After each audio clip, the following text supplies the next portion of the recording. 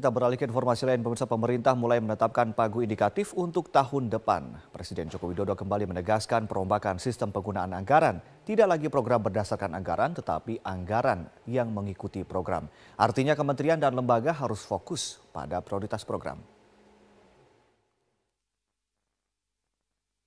Presiden Joko Widodo menegaskan perubahan sistem penggunaan anggaran yang akan mulai diterapkan pada tahun depan dalam rapat pagu indikatif 2017. Mulai tahun depan, kementerian dan lembaga harus merencanakan program-program yang dilaksanakan terlebih dahulu, baru anggaran bisa dicairkan atau money follow program. Konsekuensi positifnya, alokasi anggaran ke kementerian dan lembaga harus fokus pada program prioritas. Anggaran tidak bisa lagi disebar secara merata dan menjadi percuma. Prioritas penggunaan anggaran untuk 2017 ialah melanjutkan pembangunan infrastruktur, pembenahan dunia pendidikan dan kesehatan, terutama di daerah pinggiran, perbatasan, dan desa-desa, serta mengurangi kemiskinan dan kesenjangan antar wilayah hingga penyerapan tenaga kerja. Money follow program, dan konsekuensinya adalah dalam alokasi ke kementerian dan lembaga harus fokus pada program-program prioritas, tidak bisa lagi merata kemana-mana, prioritas. Kemudian melanjutkan pembangunan di bidang infrastruktur, pendidikan, kesehatan, terutama di daerah, di pinggiran, di perbatasan, di desa. Saat ini pemerintah masih menggodok APBN 2017 yang dipastikan akan diajukan pada Agustus mendatang ke parlemen. Jokowi memastikan dana desa meningkat hingga 10% di luar transfer ke daerah. Sementara pemerintah pun menyatakan peningkatan pendapatan tahun depan masih cukup rendah, mengandalkan penerimaan pajak khususnya dari penerapan tax amnesty yang diharapkan mulai tahun ini. Penambahan penerimaan tahun depan hanya 30 triliun rupiah dari perkiraan penerimaan tahun ini dipengaruhi harga minyak yang anjlok. Pertumbuhan ekonomi tahun depan diperkirakan ada di kisaran 5,5 hingga 5,9%, inflasi 3 hingga 5%. Nilai tukar rupiah terhadap dolar diperkirakan pada level 13.650 hingga 13.900. Harga minyak dipatok 35 hingga 45 dolar Amerika Serikat per barel. Dari Jakarta, Dade Salampesi, Agustin Lauren, Metro TV. Selamat siang, inilah Headline News pukul 11 waktu Indonesia Barat. Pemirsa, Komisi Pemberantasan Korupsi kembali memeriksa dua pimpinan DPRD DKI Jakarta dan Wakil Ketua Badan Legislasi DPRD DKI Jakarta, Mary Hotma, sebagai saksi dalam kasus dugaan suap pembahasan Raperda tentang rencana zonasi Pantai Utara Jakarta. Untuk informasi selengkapnya kita bergabung dengan reporter Metro TV, Ferry Prihadi, langsung dari Gedung KPK. Ferry, siapa saja yang dipanggil oleh KPK hari ini? Ada 3 orang dari Dewan Perwakilan Rakyat Daerah yang dipanggil oleh KPK hari ini. Di antaranya adalah Ketua DPRD DKI Jakarta Prasetyo Edy Marsudi, Wakil Ketua yang juga merupakan Ketua Badan Legislasi Daerah yaitu Muhammad Taufik, serta Wakil Ketua Balegda yaitu Mary Hotma. Ketiganya sudah tiba dan sudah mulai menjalani pemeriksaan di gedung KPK. Tadi tiba dengan waktu yang berbeda. Prasetyo Edy dan juga Mary Hotma tiba pada sekitar pukul 9:20 dan tidak ada keterangan yang berhasil kami dapatkan dari keduanya. Begitu juga dengan Muhammad Taufik yang datang sekitar 1 jam setelahnya atau pada sekitar pukul 10. Namun kami sempat bertanya kepada Muhammad Taufik sesaat sebelum menjalani pemeriksaan.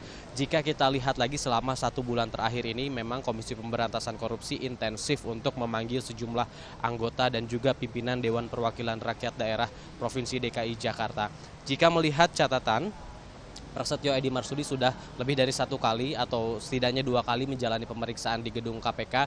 Pada pemeriksaan pertama, Prasetyo saat itu sempat ditanyai sekitar 11 pertanyaan oleh tim penyidik KPK, termasuk mengenai bagaimana teknis ataupun mekanisme berjalannya pembahasan rancangan pembahasan peraturan daerah di DPRD, termasuk juga tanggapan ia mengenai ditangkap salah satu anggotanya yaitu Muhammad Sanusi yang sudah ditetapkan sebagai tersangka pasca operasi tangkap tangan oleh KPK. Sementara itu, Mary Hotma sudah menjalani hampir 3 kali pemeriksaan di KPK, termasuk bagaimana alur pembuatan peraturan daerah, karena kita ketahui Mary Hotma ini sebagai Wakil Ketua Balegda, sehingga peran inilah yang nampaknya selalu ingin terus diperdalam oleh tim penyidik Komisi Pemberantasan Korupsi.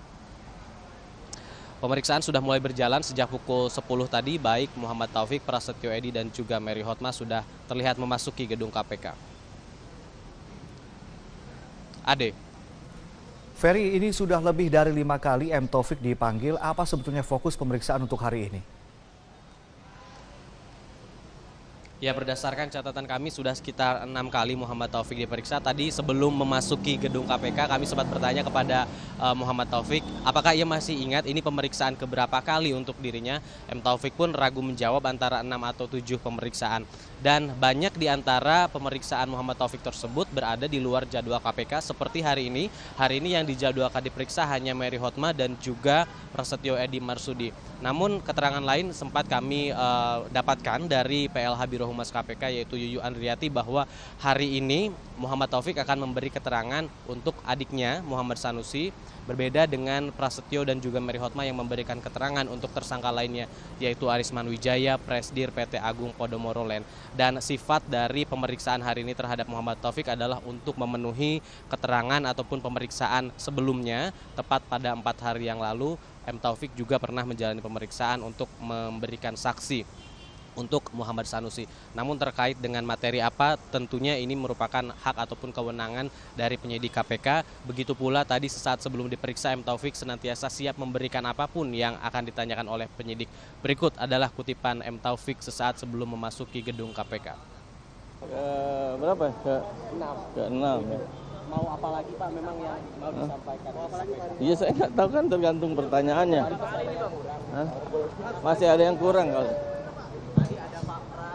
Iya, saya kira masih ada yang kurang kali ya. Tadi kami pun sempat bertanya secara tertulis kepada PLH Biro Humas KPK apakah ada bukti ataupun penyelidikan baru untuk kasus korupsi dalam pembahasan Raperda reklamasi ini, namun ternyata belum ada hingga saat ini dan artinya masih 2 tersangka yang ditetapkan oleh KPK dalam kasus pembahasan Raperda di DKI Jakarta. Pemeriksaan masih berlanjut, kita nantikan. Untuk sementara kembali ke studio, Ade. Baik, terima kasih atas laporan Anda. Ferry Prihadi melaporkan langsung dari gedung KPK Jakarta. Jenazah dosen Nuraini Lubis akan dimakamkan siang hari ini di pemakaman umum yang tidak jauh dari lokasi rumah duka. Sejumlah sivitas akademik dari Universitas Muhammadiyah Sumatera Utara turut hadir di rumah duka mengikuti proses pemakaman. Rekan Andika Bakti akan melaporkan informasi selengkapnya dari Medan, Sumatera Utara. Andika, siapa saja sivitas akademik yang hadir di rumah duka untuk mengikuti pemakaman? Zilvia, seluruh sivitas akademika dari Universitas Muhammadiyah Sumatera Utara hadir di rumah duka yang terletak di Desa Baru, Kecamatan Pancur Batu, Kabupaten Deli Serdang, Sumatera Utara ini. Mulai dari pengajar dan juga rektor UMSU sendiri, yakni Agus Sani juga hadir di rumah duka ini, Zilvia. Dan bukan hanya seluruh sivitas akademika dari UMSU saja yang hadir di sini, tapi juga ada beberapa mahasiswanya dan juga tentunya kerabat dan juga tetangga yang ada di sekitar rumah duka ini. Kemudian Zilvia, rencananya ini memang jenazah akan dikebumikan pada pukul 13 waktu Indonesia Barat nanti selepas sholat zuhur.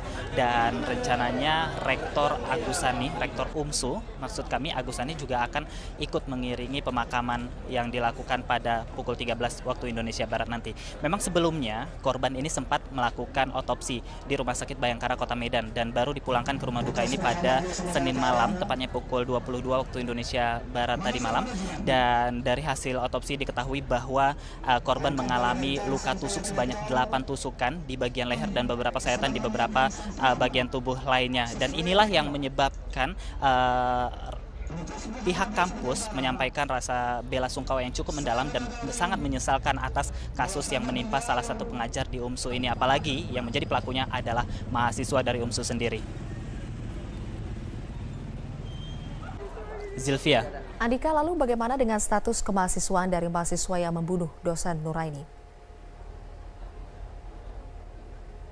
Status dari tersangka RM sendiri saat ini secara tegas ini disampaikan oleh pihak UMSU bahwa tersangka RM sudah dipecat dari kampus atau kata lainnya sudah di drop out, dan hal ini dilakukan karena tindakan pidana yang dilakukan terhadap gurunya sendiri. Jika saya rincikan lagi, Zilvia, gurunya ini merupakan pengajar, maksud saya dosennya ini merupakan pengajar di UMSU yang sudah mengabdi selama 35 tahun. Dan selama mengabdi di UMSU, almarhumah juga sempat menjabat sebagai dekan FKIP selama 2 periode, dan setelah menjabat sebagai dekan, almarhum kembali menjadi pengajar biasa. Namun ditegaskan di sini bahwa pihak kampus telah mendrop out mahasiswanya, dan untuk selanjutnya kasus ini dilimpahkan kepada pihak kepolisian.